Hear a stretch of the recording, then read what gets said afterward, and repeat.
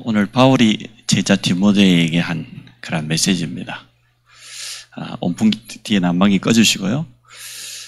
그리스도 예수 안에 있는 은혜 속에서 강한 자로 우리 모든 성도가 서기 바랍니다. 특히 우리 후대 렘넌트들이 서기를 주의 이름으로 축복합니다. 자, 오늘은 제가 순서를 바꿔보는데요. 자, 바울이 디모데에게 내 아들아 이렇게 불렀습니다. 그럼 이 말은 바울과 디모데의 관계지요. 사실은 디모데는 바울의 친아들이 아닙니다. 그런데도 왜 바울이 디모데에게 내 아들아 그랬을까요? 거기에 대한 분명한 이유가 있습니다. 이건 바울과 디모데의 관계를 표현하는데 사도행전 13장, 14장 첫 선교지에 나갔던 바울이 14장에 보니까 루스드라, 이고니온 이곳에 복음을 전하는데 얼마나 열정적으로 복음을 전했던지 자기를 지금 쫓아오고 있는 핍박자 유대인이 있다는 걸 까먹어 버렸어요.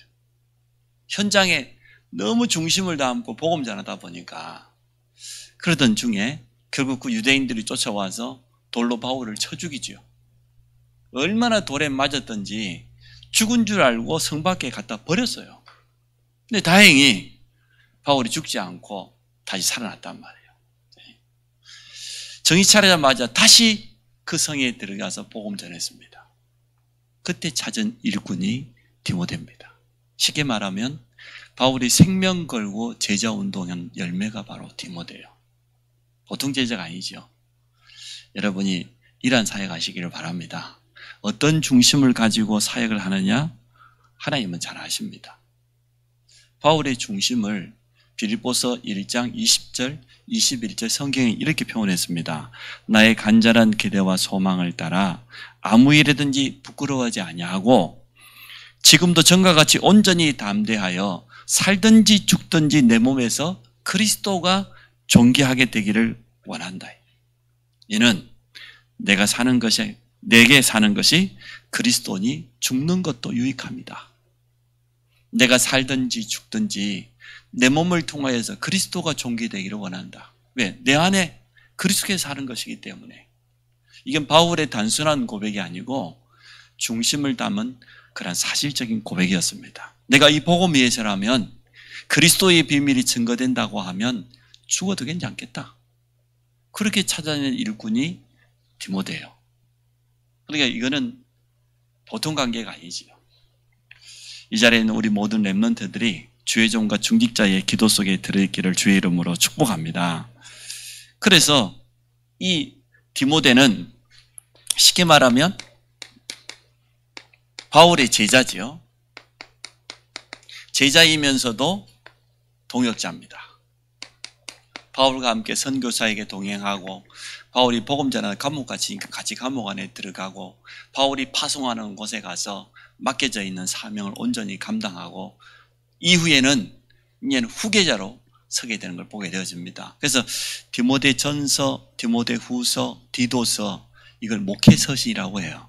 목회서시란 말은 목회 선배인 바울이 자기 이후에 이제는 남겨진 교회를 돌보아야 될 예비 목회자들에게 실제로 목회를 하고 있는 후배들에게 남기는 그러한 서신이라고 그래서 목회서신이라고 그래요. 이 자리에 있는 우리 오전사하고 우리 최간사가 오늘 말씀을 제일 잘 받아야 돼요. 바울의 제자이면서도 후계자입니다. 자, 그러면 이 제자 디모데를 향한 영적인 아들 디모데를 향한 바울의 중심을 우리가 찾아볼 수 있는데 성경 두 군데만 보면 돼요. 디모데 전서 1장 2절, 디모데 후서 1장 2절. 두 줄만 보면 됩니다. 여러분 가지고 성경이 바로 펼쳐져 있으니 한번 볼까요? 디모데전서 1장 2절 같이 봅시다. 시작. 믿음 안에서 참 아들 된 디모데에게 편지하노니 하나님 아버지와 그리스도 예수 우리 주께로부터 은혜와 궁유가 평강이 내게 있을지어다. 믿음 안에서 참 아들 된 디모데에게 편지한다. 그 한마디만 해도 오늘 바울의 중심이 딱 드러나죠. 자, 디모데 후서를 봅시다. 디모데 후서 1장 2절입니다. 시작. 사랑하는 아들 디모데에게 편지하노니 하나님 아버지와 그리스도 예수 우리 주께로부터 은혜와 긍휼과 평강이 내게 있을지어다. 3절 한번 볼까요? 내가 밤낮 간구하는 가운데 쉬지 않고 너를 생각하여 청결한 양심으로 조상적부터 섬겨오는 하나님께 감사하고. 믿음의 아들, 사랑하는 아들 디모데, 내가 밤낮 쉬지 않고 너를 위해서 간구하고 너 때문에 하나님께 감사한다. 이렇게 표현을 했어요. 그럼 다 된 거죠. 오늘 이 한마디 속에서 여러분 답을 내야 됩니다. 내 아들아, 여러분이 그런 제자를 키우시기 바랍니다. 내가 낳은 아들만 아들이 아니에요. 정말 이 믿음 안에서, 복음 안에서 이 귀한 언약을 전달하고 함께 이 사명을 감당할 후계자, 제자를 남기는 거, 그게 우리의 사명입니다. 그러면 이 자리에 있는 우리 모든 렘넌트들은 어떻게 해야 되겠습니까? 주의 종의 기도 속에, 중직자의 기도 속에 있어야 돼요. 전도자의 가슴 속에 있어야 돼요. 주의 종이 생각할 때 그 대학 청년을 생각해보면 참 기쁘고 감사하고 기대가 되고 그게 맞거든요. 근데 은근히 걱정이 되고, 아이고 저기 어디가 문제는 안 일으킬까? 저게 복음을 제대로 깨달아야 되는데 이렇게 되면 안 되죠. 정말 여러분이 바울과 디모데처럼 언약이 통하고 가슴이 통하고 기도가 통하고 그러한 제자 한 명 남기면 여러분 인생은 승리한 겁니다. 여러분 아들, 딸 생각은 어떻습니까? 참 감사하고 기쁘고 소망이 생기고 그래야 되는데, 아이고 저놈이 이래버리면요 보통 일 아니요. 그렇죠?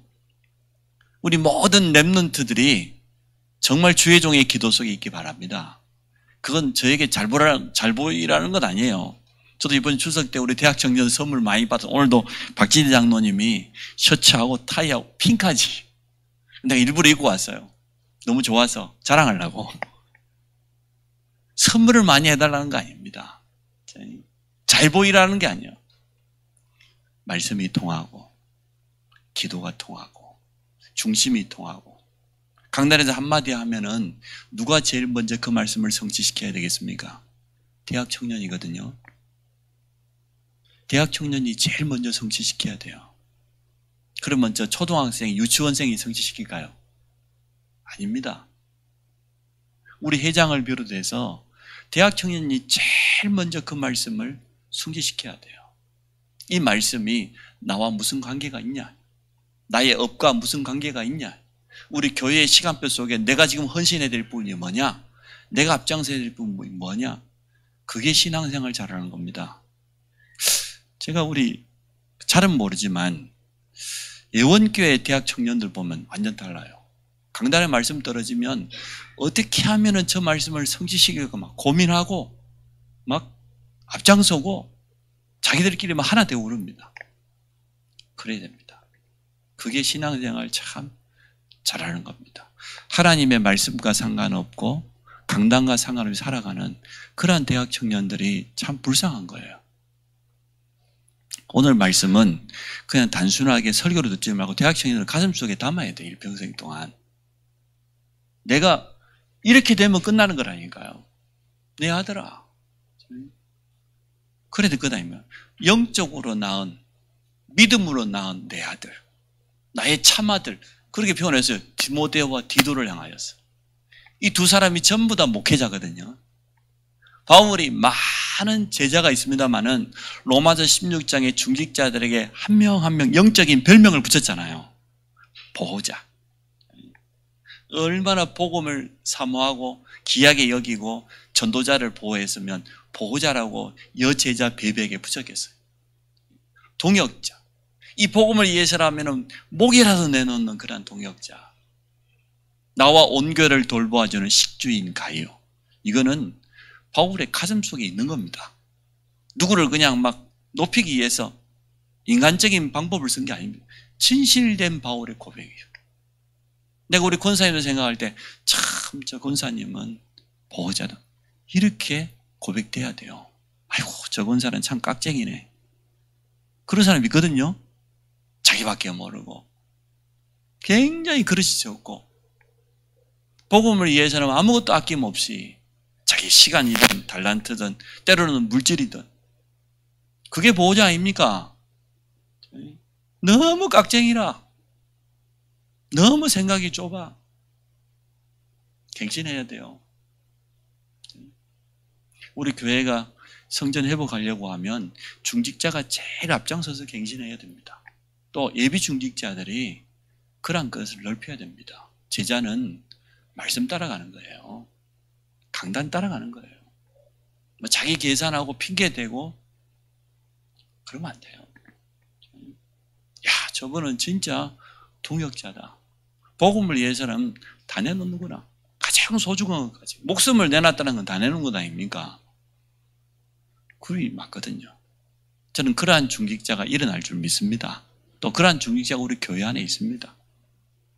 나와 온 교회를 돌보아줘. 그리고 우리 대학 청년들 쳐다볼 때 내 아들아 이래야죠.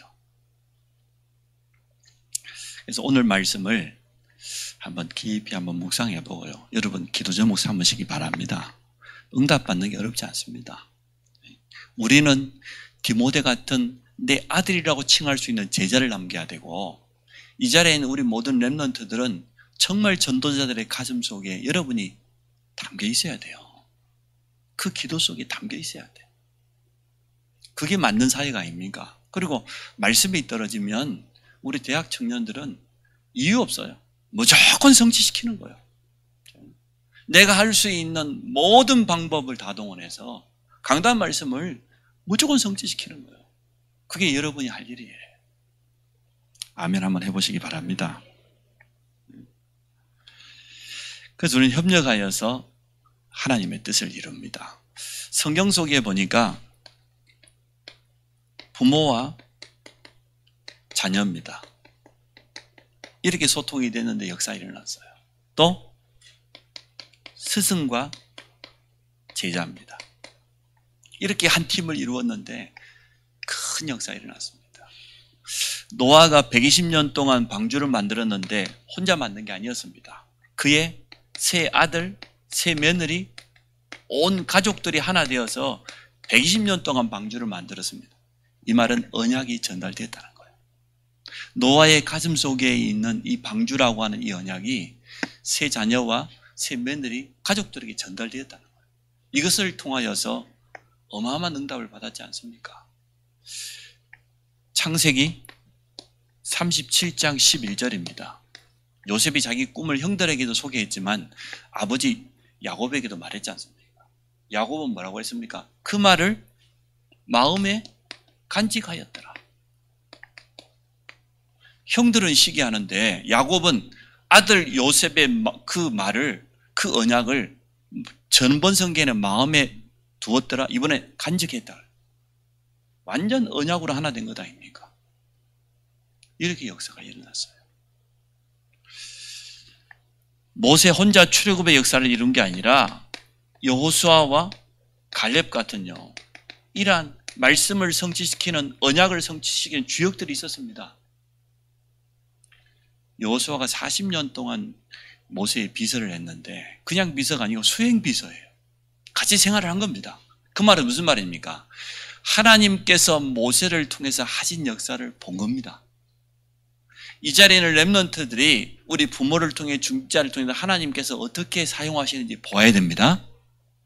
그게 제자 훈련입니다. 모세의 신앙 고백을 옆에서 듣고 본 겁니다. 홍해 앞에서 모든 이스라엘 백성이 불신앙하는데, 염려하는데, 돌아가자고 하는데 모세가 뭐라고 했습니까? 너희는 가만히 있어서 오늘 너희를 위하여 행하시는 여호와의 구원을 봐라. 너희가 본 애굽 사람 다시는 보지 못하게 될, 그게 모세의 신앙 고백입니다. 그걸 들었습니다. 그 고백한 대로 그대로 성취되었습니다. 모세의 기도 여호수아가 곁에서 봤어요. 백성들을 위해서 끝까지 자기를 희생하고 헌신하는 거 여호수아가 봤어요. 그러게 여호수아가 지도자가 되자면 하나님 뭐라고 했습니까? 내가 모세와 함께 했던 것처럼 너와 함께 할게. 걱정하지 마. 봤지? 끝난 거예요.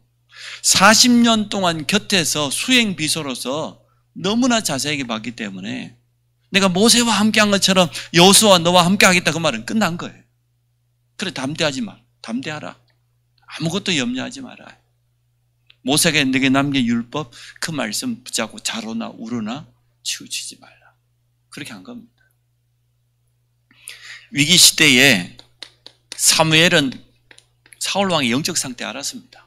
그래서 다윗에게 가서 뭐 했습니까? 기름을 부었어요. 내가 이스라엘의 왕이 될 언약을 전달한 거죠. 그리고 또 중요한 기도 제목 전달했습니다. 언약궤를 회복할 성전. 사실은 사무엘과 다윗을 통해서 역사는 한 팀을 통해서. 성경에 여기뿐이겠습니까? 성경 속에는 너무나 많은 증거들이 있습니다. 부모와 자녀가 언약이 소통되었어요. 스승과 제자가 언약으로 하나 되어졌어요. 자녀들은 그 부모를요 존경해서요 순종하세요. 굉장히 귀하게 생각해야 돼요. 요즘 시대는 부모가 자식들 눈치 보는 시대입니다. 저도 세 자녀의 눈치를 많이 보고 삽니다. 여러분 어떻게 사는지 모르겠습니다만은 몰라, 자기들은 우리 눈치 보겠죠. 근데 우리가 훨씬 더 신경 쓰고 눈치 봅니다. 말 한마디 하면 픽 삐져버리고. 요즘 아들, 딸 눈치 많이 봐야 돼요. 두 마디도 못하게. 사실은 소통돼야 돼요. 언약으로. 그래서 제가 이걸 서론으로 생각했다가 정말 이 자리에 있는 우리 모든 중직자 성도들은 디모데 같은 제자를 남겨야 되겠고, 또 여기에 있는 우리 렘넌트들은 그렇지, 전도자의 가슴 속에 그 기도 속에 들어있는 아들처럼. 이게 진짜 아들 아닙니까? 이게 안 통하면 아들, 딸 아니에요. 저는 이거 안 통하면 다 쫓아내보려고, 다 버려보려고. 아들, 딸이 얼마나 많은데 뭐가 아쉽다고. 아직까지 기회를 주고 있는 거예요. 자, 그래서 우리가 두 번째, 그리스도 예수 안에는 어떠한 은혜가 있습니까? 많은 은혜가 있겠습니다만은 그 첫 번째를 구원의 은혜라고 합니다. 구원은 무조건적인 하나님의 은혜요, 무조건적인 하나님의 사랑입니다. 이게 아니고는 절대로 구원받을 수 없습니다. 왜 그렇습니까? 에베소 2장 1절에 보니까 구원받지 못한 영혼은 영적으로 죽은 자예요. 또 요한복음 8장 44절에 보니까 불신자는 마귀에게 장악되어 있는 자녀예요. 노예죠. 로마서 3장 23절에 보니까 죄인입니다. 이게 구원 못 받은 자입니다. 영적으로 죽어있지, 마귀에게 완전 장악된 노예지, 죄인인데 하나님의 무조건적인 은혜 가지고는 절대로 안 되는 겁니다. 인간이 아무리 일평생 동안 노력을 해도 안 돼요. 선행을, 공을 아무리 많이 쌓아도 절대로 구원받을 수 없습니다. 이 땅의 그 어떤 종교로도 구원받을 수 없습니다. 유일한 방법이 그리스도입니다. 하나님께서 자기 독생자를 이 땅에 보내신 것은 우리를 구원하기 위해서요. 어디에서? 창세기 3장의 저주에서, 사단의 손에서, 지옥 권세에서 우리를 건져내는 게 구원인데 그 길은 오직 그리스도밖에 없다니까요. 그래서 구원만큼은 성삼위 하나님의 완벽한 작품이에요.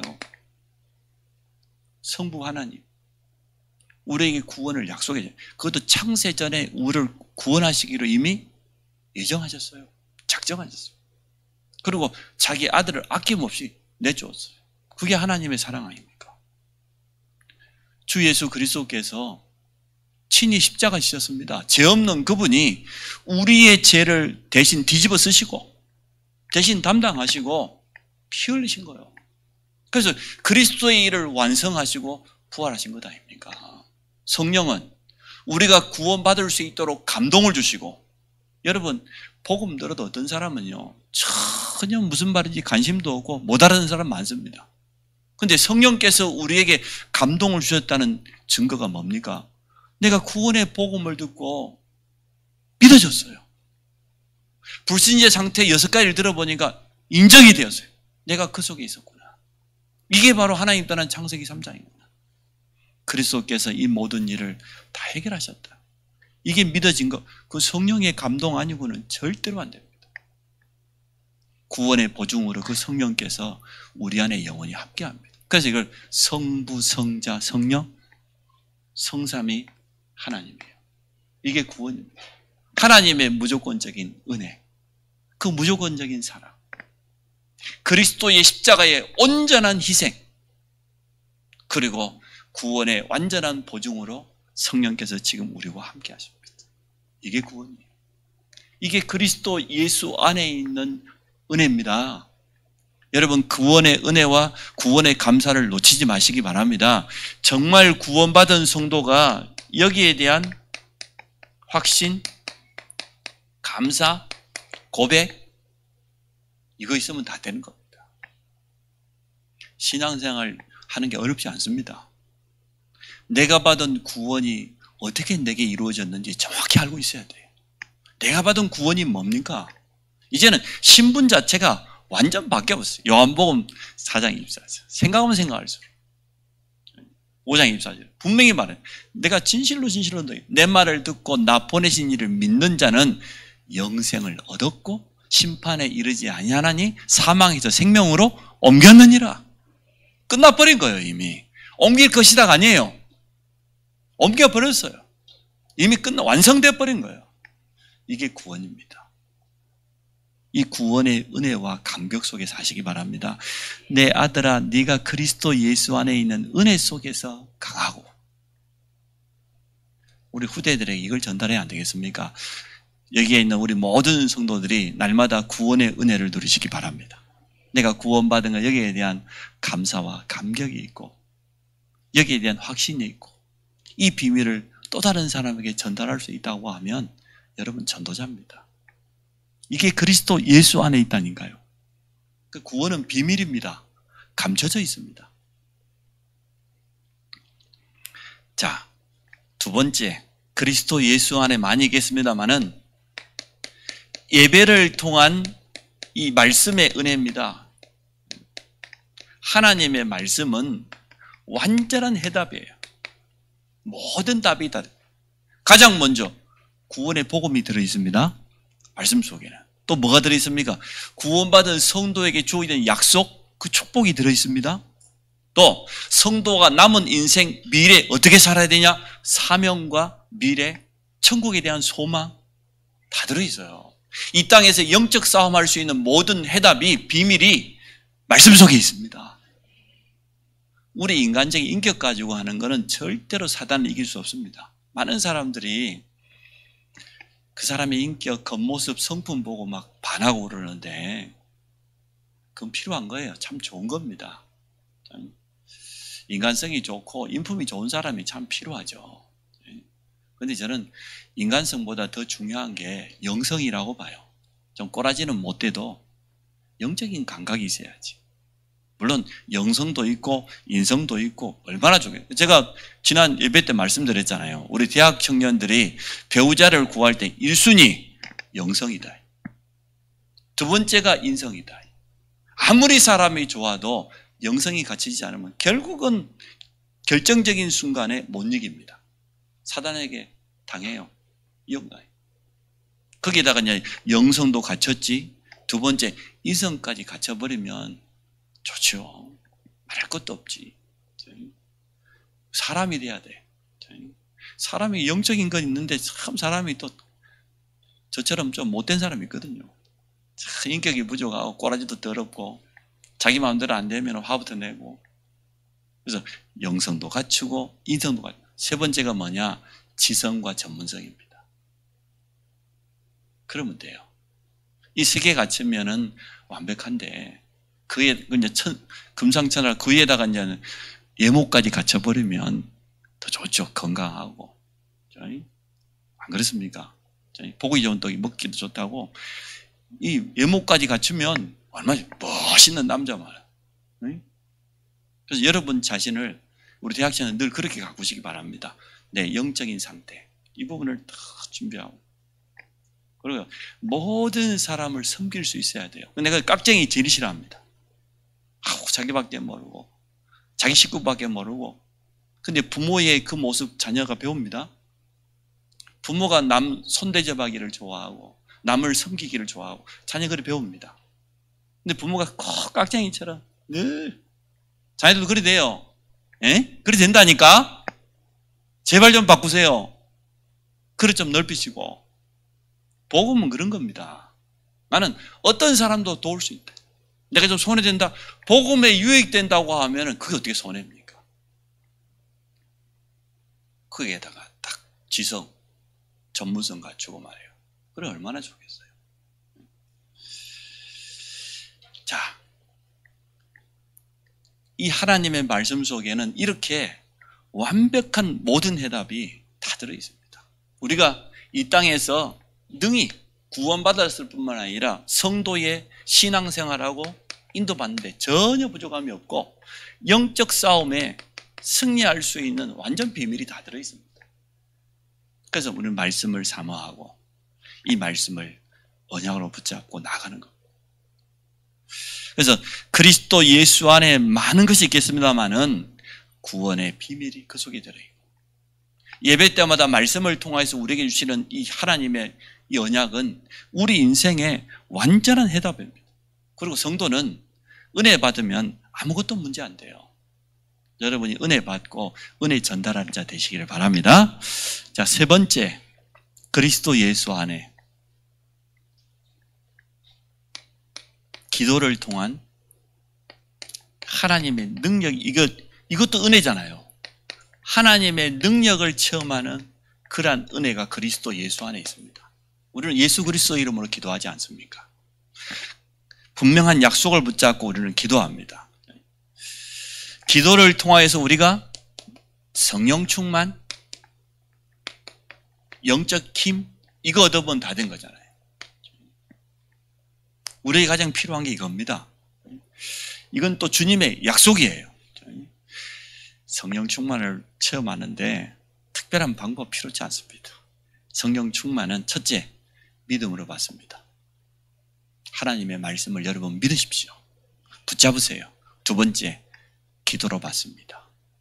여러분 믿고 기도하면 성령 충만 임하게 됩니다. 이 영적인 힘은 최고의 능력입니다. 세상에서 절대 얻을 수 없는 겁니다. 세상에서 아무리 능력 갖추고 지혜를 갖추고 전문성을 갖춘다고 할지라도 이건 절대 이건 위에서부터 오는 거예요. 하나님으로부터 우리에게 임하는 최고의 능력이기 때문에 히브리 11장 마지막 절에 뭐라고 했어요? 이러한 믿음의 사람들은 세상이 어떻게 해요? 감당치 못하느니라. 그게 성령 충만한 사람입니다. 언약 붙잡고 전혀 흔들리지 않는 이러한 성령 충만한 사람, 이 사람을 세상 누가 감당할 수 있겠어요? 누가 막을 수 있겠습니까? 그래서 주 예수 그리스도 안에는 이 놀라운 비밀이 전부 들어있어요. 생각하면 생각할수록 감사해요. 자, 세 번째. 오늘 이 바울이 믿음의 아들 디모데에게 부탁을 합니다. 기도 제목이죠.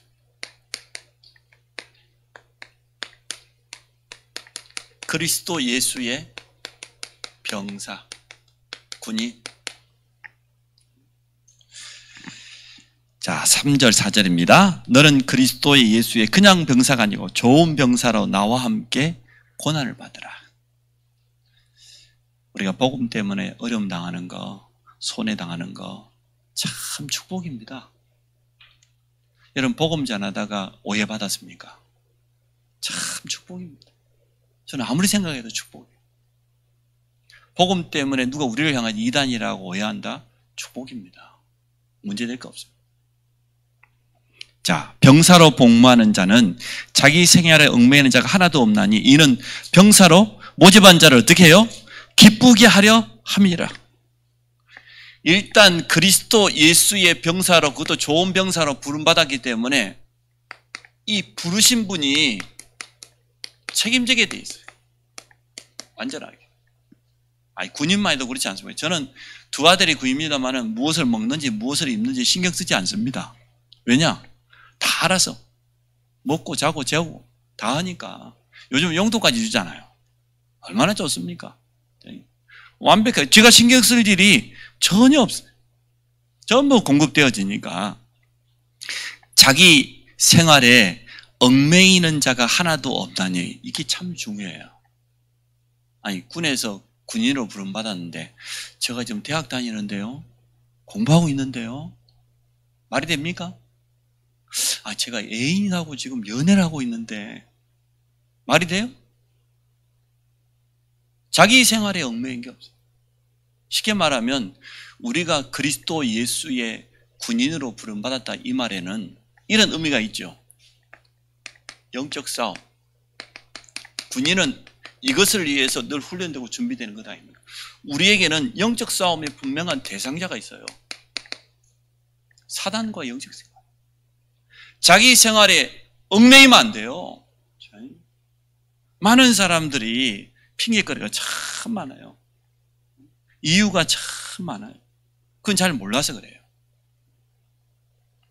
이유를 그 뒤에 설명해. 왜 자기 생활에 얽매이지 않습니까? 그 다음 밑에 보세요. 없나니 이는 병사로 모집한 자를 어떻게 해요? 기쁘게 하려 합니다. 온전히 주님께 영광 돌리려고. 우리는 지금 영적 싸움하고 있습니다. 두 번째, 경기하는 자. 우리는 이 사람을 다른 말로 선수라고 하죠. 자, 오늘 5절 한 절 간단히 나와요. 경기하는 자가 법대로 경기하지 아니하면 승리자의 간을 얻지 못할 것이며. 여러분 기억하라니 모르겠습니다만은 1988년에 88 올림픽이 우리 서울에서 열렸는데 그때 캐나다 선수 칼 루이스인가 하는 선수가 금지 약물을 복용했어요. 100m 금메달 땄습니다. 근데 경기 마치고 난 다음에 도핑 검사를 해보니까 이 선수가 금지 약물이에요. 절대 먹어서는 안 되는, 막 근육을 강화하시고 막 갑자기 힘을 내는 그러한 금지 약물을 먹었어요. 어떻게 됐으면 그 금메달? 박탈당했어요. 은메달이 금메달 됐어요. 선수는 룰이 있습니다. 모든 경기는 룰이 있습니다. 우리 남한성 체육센터가 생겼다 그래서 그제 처음으로 제가 보링을 치러 갔습니다. 한 20몇 년 만에 보링을 치러 갔습니다. 저희 집사람하고 세민이하고 서 있어. 근데 룰이 있어요. 딱 정해져 있는. 무조건 던지면 되는 게 아니에요. 맞잖아요. 그래야 룰대로 해야 점수를 얻을 수 있잖아요. 그럼 우리는 경기하는 선수처럼 부름받는데 우리의 모든 것의 룰은, 기준은 성경입니다. 하나님의 말씀입니다.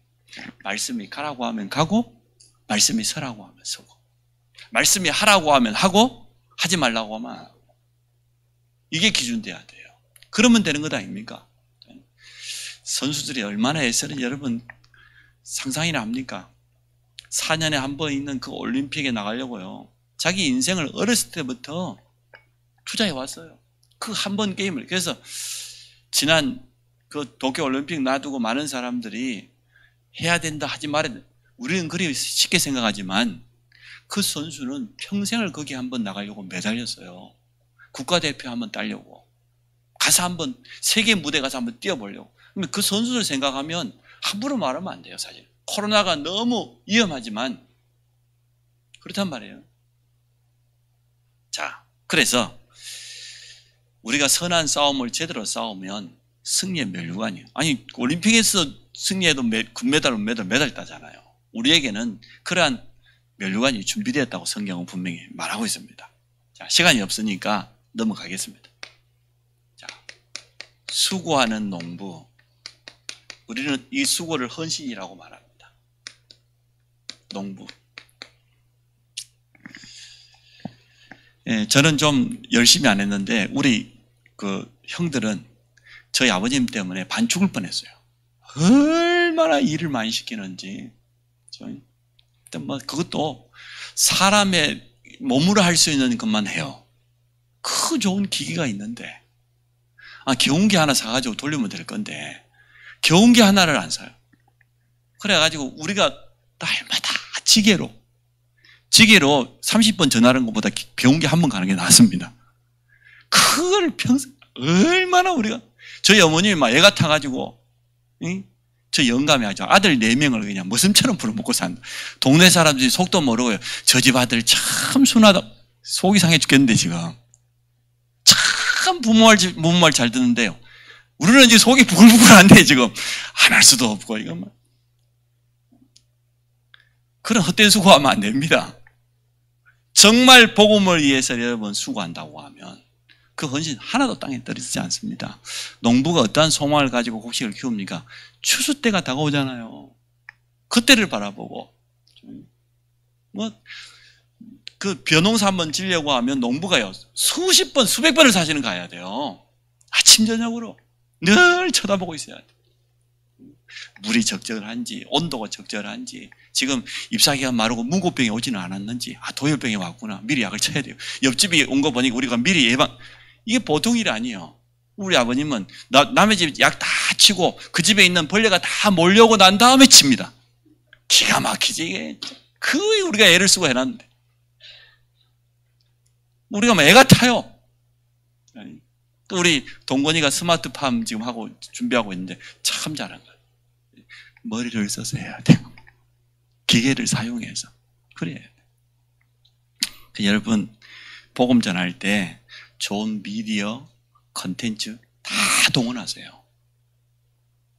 이제는 유튜브를 비롯해서 우리가 복음 전할 수 있도록 모든 것 다 준비를 하나님이. 옛날에 우리 초창기에 어린이 사람이 나는 따르릉 자전거 타고 복음 전하는. 지금은 그런 시대 아니다니까. 자전거 타고 무슨 복음을. 최소한 자가용은 타야지. 비행기 타고 지금 복음 전하는 시대인데. 그래서 우리에게 지금 주어져 있는 모든 컨텐츠는 복음 전하라고 하나님 준 겁니다. 그걸 복음에 유익하게 사용해 버리면 돼요. 자, 수고하는 농부입니다. 그래서 참된 소망이 있잖아요. 비전이 있습니다. 우리가 복음을 위한 헌신 하나도 땅에 떨어지지 않습니다. 분명히 열매 맺습니다. 저는 성전 건축이 영적 싸움 중에 영적 싸움이라고 생각합니다. 가장 중요한 영적 싸움입니다. 하나님의 말씀이 정말 언약의 기준이 맞다고 하면 성전 회복해야 될 것 아닙니까? 현장을 살리고 우리 후대에게 이러한 언약을 전달할 수 있는. 그리고 이게 진짜 소망 아니겠습니까? 우리 후대들이 마음껏 훈련받고 예배드릴 수 있는 그런 성전. 이게 참 소망이에요. 우리가 남겨야 될 분명한 제자가 있습니다. 자, 결론을 맺습니다. 첫째, 여러분이 먼저 은혜 속에서 강한 자 되시기 바랍니다. 그래서요, 주업, 부업 잘 구분해야 돼요. 성도는 은혜 받는 게 주예요. 그게 가장 삶의 우선순위예요. 성도가 은혜 놓쳐버리면 다 놓친 겁니다. 단 성도가 은혜 받아버리면 다 된 겁니다. 그러니까 여러분 이유 없습니다. 예배 속에서 말씀 속에서 모든 답을 다 내시기 바랍니다. 은혜 속에서 강한 자가 되라. 여러분 은혜 받으면 아무것도 문제되잖아요. 조금만 은혜 받고 나서 혼자만의 시간에 영적 힘을 있는 여러분 나름대로 시스템 가지고 있어야 돼요. 나 혼자만의 시간에. 이게 정말 은혜 속에서 강한 자 아닙니까? 지속해야 되니까 주업과 부업을 구분해라. 딱 우선순위를 두시고. 두 번째, 내 아들아, 이 메시지를 딱 언약으로 잡아야 돼요. 여러분은 제자 키우고 제자 남기고 가는 겁니다. 맞습니까? 우리의 사명이 이겁니다. 이 자리에 있는 우리 대학 청년 랩런트도 마찬가지예요. 여러분이 정말 바울이 디모데에게 말했던 것처럼 내 아들아, 믿음으로 낳은 참 아들, 내가 너를 생각할 때마다 하나님께 감사한다. 내가 쉬지 않고 너를 위해서 기도하고 있다. 이러한 제자를 남기고 가는 거. 이게 우리의 참된 미션입니다. 자, 세 번째. 그러니까 오늘 디모데후서 2장 7절의 마지막에 뭐라고 했습니까? 내가 말하는 것을 생각해보라. 주께서 범사란 말은 모든 일이지요. 내게 총명을 주시리라. 이 말은 무슨 말입니까? 하나님께서 주시는 지혜와 세상 사람들이 가지고 있는 지식, 지혜, 전문성 다릅니다. 분명히 다릅니다. 위에서부터 주시는 이 성령의 충만한 영적인 힘과 저 세상의 서밋들이 가지고 있는 이 네피림, 이건 다릅니다. 틀림없이 승리하게 돼 있어요. 범사에 내게 총명을 주시리라. 하나님 주시는 응답하고 어떻게 세상 성공하고 같을 수가 있겠습니까? 다릅니다. 이건 전부요, 사람 살리는 거예요. 농부가 결국은 살리는 자 아닙니까? 딱 여러분 마음속에 담으세요. 오늘 내가 은혜 속에서 강한 자. 그리고 오늘 이러한 제자를, 내 아들이라고 말할 수 있는 이러한 제자를 키우고 남기고 가는 것이다. 이것 때문에 우리가 성전 놓고 지금 도전하고 있는 것 아닙니까? 그리고 하나님 주시는 범사의 총명, 이 응답 받으시기를 주의 이름으로 축복합니다. 하나님, 오늘 우리 모든 성도들이 정확한 언약을 붙잡기 원합니다. 이 자리에 있는 우리 렘넌트들도 분명한 언약 붙잡고 나아가게 하여 주옵소서. 예수 그리스도 이름으로 기도합니다. 아멘.